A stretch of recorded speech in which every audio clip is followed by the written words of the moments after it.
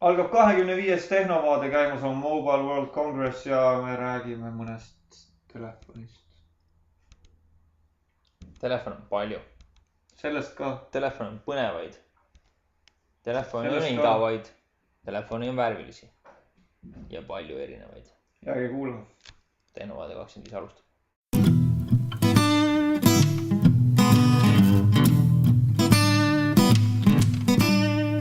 Ja tere tulemast taas kord. On 15. veebruar, on Tehnovaade 25.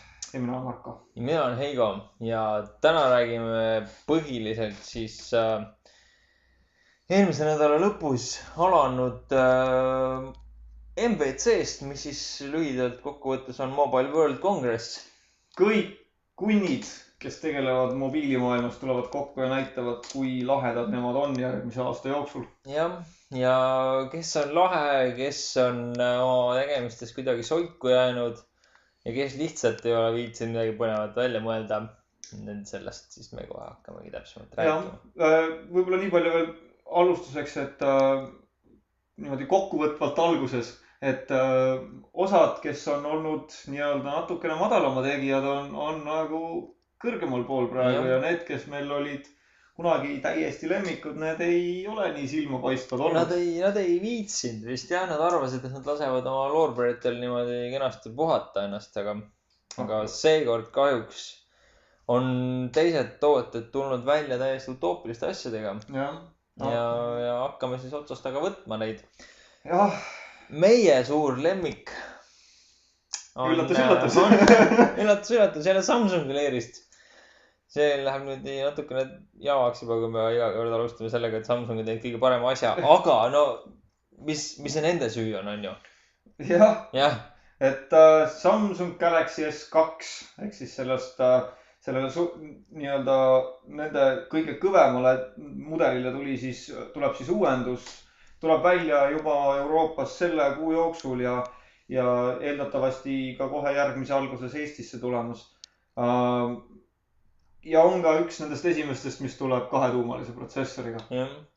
Ja jõuab meie juurde selline 4,3 tollise, 4,27 tollise ekraaniga. Resolutsioon nagu neil ikka 480x800. Ohtralt rammi, ohtralt sisemist mälu ja 8 megapiksline kaamera filmib Full HD. Full HD, jah. Ja ehk siis parema kvaliteediga videod kui see, mida te YouTube'ist näete. Ja see kõik mahub ära nii õhukesse kesta. Ja see on 8,5 millimeetrit paks. Maailma kõige õhem telefon. Jah. Et müstiline, nad on sinna kuidagi suutnud 1600 milliamprise aku ka veel panna.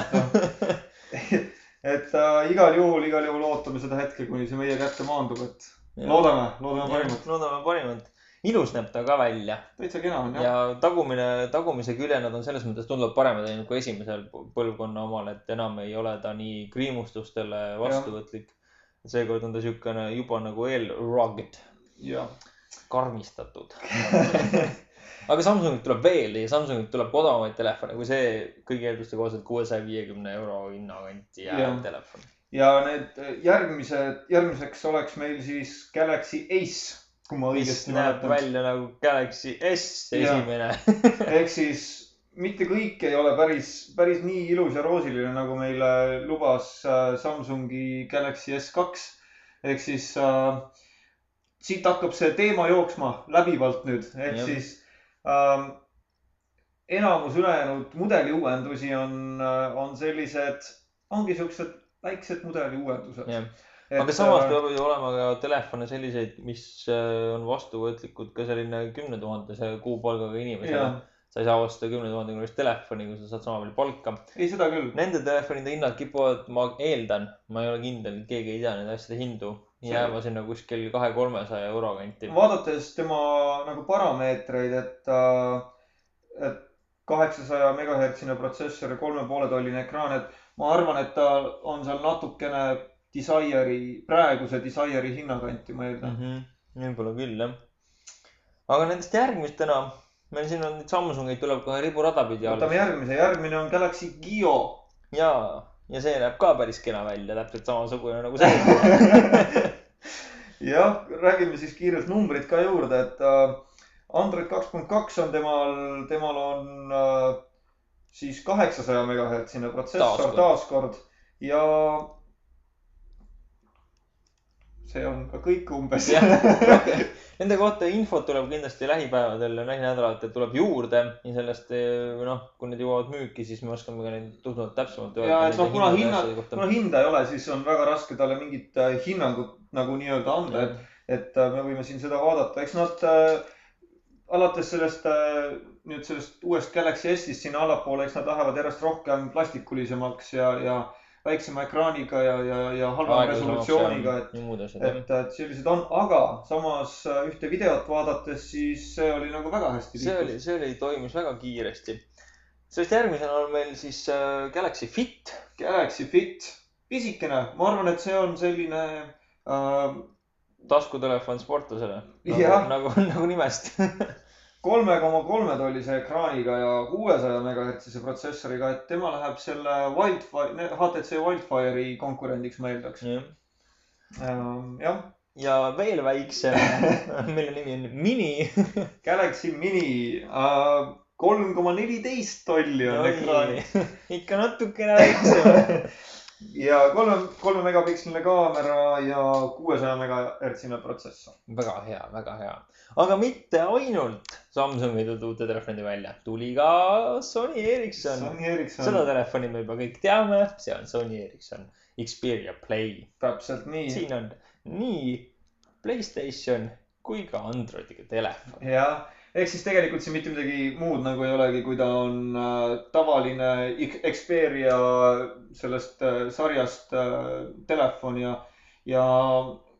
põhimõtteliselt on ta sama telefon, mis meie järgmine, ainult et selle mängu sellega. Ja see on siis Nio. Ei, sorry, see on Nio. See on Nio. Selge, siis mul on natuke teistpidi, aga see ei ole hullu, sest et Nio on meil ka väga vinge telefon. aga sa vist vaatasid, olid vaadanud neid Sony Ericssonide asju ja nad pidid olema ikka see kasutajaliides pidi üsna aeglane olema. Jah, et Nio on siis, ma arvan, et jätkab seda X10 seeriat umbes. Jälle väikeste uuendustega. Neil on nüüd uuem Android peal, mis on tore, sest et nagu me oleme siin ka rääkinud, et Sony Ericsson ei ole väga uuenduslik oma, jah, et ta küll paneb uutele telefonidele suhteliselt uue versiooni peale, aga vanadele ta seda ei kipu nagu üldse uuendama, et kahju natukene, aga siin ta on, me protsessori kiirust ei tea, eeldan, et see on 3,7 tolline ekraan ja selline... Yet another phone. Yet another phone, jah. Aga Yet Another Phone'iks ei saa me nimetada seda, sellepärast, et tema nimi ütleb, et tema on Pro. Tema on Pro. Järelikult ta peaks olema hullult hea. Jah, tema on siis Sony Xperia Pro. Ja tegelikult on ta täpselt sama, mis Neo, aga klaviatuuriga. Ehk siis X10 klaviatuuriga versioon. Jah, ja ühe asja, mis tuleks nagu välja tuua, et see on siis uuendus Sony Xperia X10 Pro'le. Mini Pro, jah, sellele on siis see uuendus. Aga üks asi, mida nad demonstreerisid, mis on Sony Ericssoni puhul on kihvt, et nad on oma Sony telekat pildiparanduse toonud.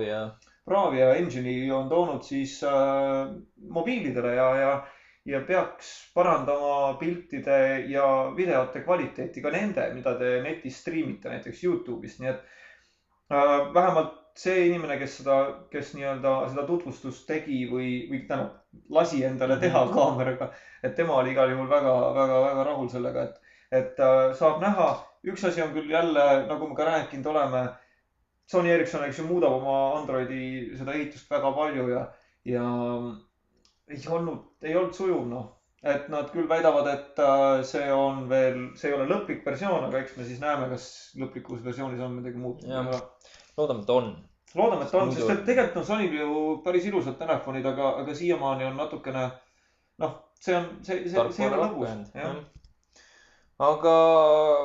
aga Eestis sukene Elisal viimasel ajal väga palju kõmu pakkuv 10-eurose kampaaniaga müüdav CTE telefon.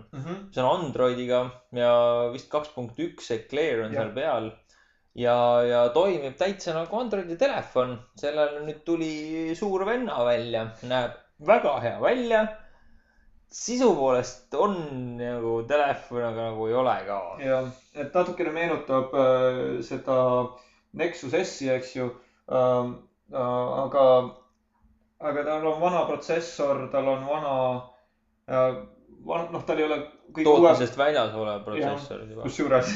Ja ekraan ei ole kõige selgem, aga samas peaks ütlema, et ta näeb ilus välja ja ilmselt tuleb ta jälle odava hinnaga, et ma arvan, et see on üks telefon, mida oodata, kui te tahate Androidi telefoni, mis on vähe odavam, aga samas on ikkagi nagu normaalne, et alati selle väiksema telefoni nagu valimine, kui sa tahad veebis surfata ja selle vist oli 4-tolline või oli 4-tolline ekraan vist või? Võimalik, mul kahjuks ei ole seda ees. 4-3 äkki. Mingi ulme ekraan oli selle asjal peal lükata. Ja, nii et ma arvan, et see on üks telefon, mida tegelikult oodata.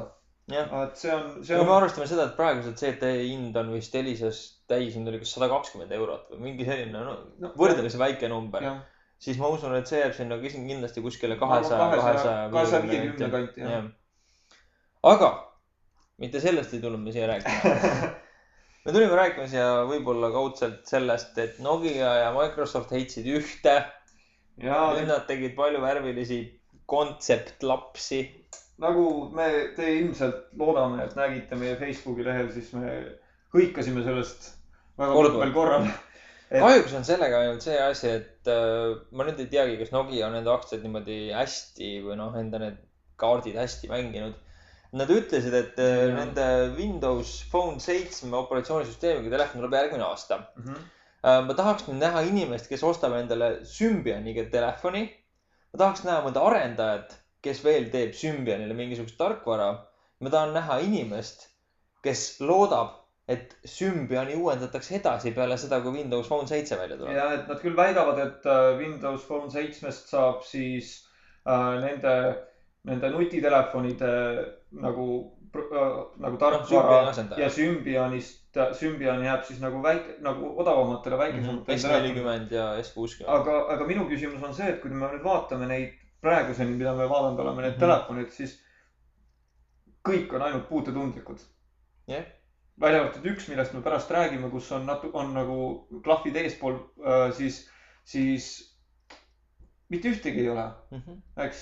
Ja need, millel on nagu klaviatuur niimoodi lahti lükatavad, need on ka nii pisike kogus, et kas nad, mina näen, et Nokia ei hakka tegema sellist asja edasi ja ma ei tea, keda nad petavad või miks nad üldse petavad, et noh. Ja mis nad ütlesid, nad loodavad müüa järgmise aasta jooksul 150 miljonit Symbiani telefoni. Kellele? Ei, kindlasti on inimesi, sest et Nokia fänne on palju ja Nokia ja on enda E51-ga väga rahul. Jah, aga praegu uut telefoni Nokia osta. Quite risky business. No suhteliselt, jah. Te võite osta endale HTC. Paar telefoni. Tegelikult ei ole mõtet. Tegelikult on nüüd HTC Chacha, HTC Salsa, HTC Wildfire S, Desire S, Incredible S ja Flyer, mis ei ole tegelikult telefon, vaid see on 7-tonnine tablett. Yes. Nii, aga... Marko räägib jäämest lähemalt numbrites. Numbrid. Esimeseks on meil siis... Chacha on 3,4-tolline ekraan. Tegelikult ka või? Nii nad väidavad meile siin. See näeb hirmus väike välja. Ei, sorry, see oli Salsa. Ahaa, see on natukene... Chachal on meil 2,6-tolline ekraan ja tal on täis QWERTY, siis klaviatuur on siin all, et nagu meenutab BlackBerry stiili natukene. Aga ega nendest kahest telefonist selles suhtes palju pole rääkida, et nad on minimaalsed uuendused, aga mis neil on siis huvitavat on see, et neil on mõlemal siin all on Facebooki nupp. Jah. Et